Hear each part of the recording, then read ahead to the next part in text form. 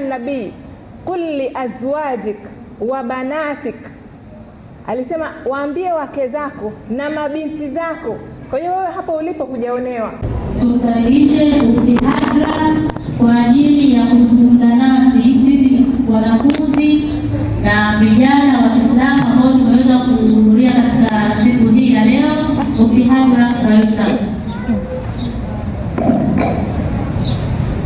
Naam, assalamu alaikum wa rahmatullahi wa barakatuh. Kwa majina naitwa Qadra Abdurrahman Hassan, ni stara influencer, kwa maana na influencer wa dada wa Kiislamu katika kuvaa stara, lakini pia ni Muslima content creator, pia ni media presenter kupitia media yetu ya Hijab Talks.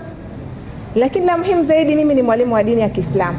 Wazo kadhaa labda wewe unaonewa kuvaa stara kwa sababu bado ni binti mdogo, lakini iliposhuka aya ya Allah subhanahu wa ta'ala akimwambia Mtume Muhammad sallallahu alayhi wasallam, alimwambia ya ayuha nabii qul li azwajik wa banatik, alisema waambie wake zako na mabinti zako. Kwa hiyo wewe hapo ulipo hujaonewa. Au labda hijab itamzuia yeye kufanikiwa au itamzuia yeye kutimiza ndoto zake, lakini kupitia Hijab Talks nimeweza kukutana na wadada ambao wametimiza ndoto zao wakiwa wamevaa hijab. Hata hatuendi mbali, tuna rais wetu Samia Suluhu Hassan amevaa hijab na anasimama mbele ya mamlaka ya mamia ya watu, ya maelfu ya watu, akiwa amejistiri. Wewe ni nani ambaye unahisi kwamba itakuzuia kufika ndoto zako? Kila binadamu. Sasa kama rais anavaa hijab na haoni aibu, wewe kwa nini uone aibu kulivaa hijab? Anaangalia kilichomo akilini mwako na sio kilichopo kwenye mwili wako. Kwa hiyo usikiri labda kwamba mwili wako utaweza kukufanikisha sehemu fulani. Hapana, wewe ni shetani anakudanganya.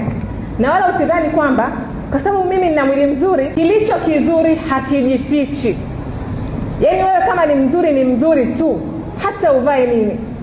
Na kama sio mzuri kwa macho ya mtu, sio mzuri tu, hata uvae uchi. Kwa maana atakapita binti wa Kiislamu hapa amejifunika, na akili yako inakwambia kabisa kama huyu binti ni mzuri. Inawezekana kufikia ndoto zako ukiwa umejistiri. Una uwezo wa kuwa mwanafunzi bora ukiwa umejistiri. Una uwezo wa kuwa daktari ukiwa umejistiri. Una uwezo wa kuwa mfanyabiashara mkubwa ukiwa umevaa hijab yako.